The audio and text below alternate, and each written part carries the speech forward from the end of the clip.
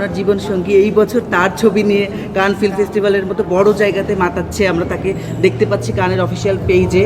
তো এই অনুভূতি এবং একটা একটু বলতেই হবে, আপনি কিছু বলতে চান না, যে ফোন করে কি বলেছে আপনাকে, একটু ওইখানকার অভিজ্ঞতা। উনি এতটাই ব্যস্ত যে আসলে তার অভিজ্ঞতাগুলো আমি ফেসবুকে এবং বিভিন্ন নিউজ পোর্টালের মাধ্যমেই জানতে পারছি।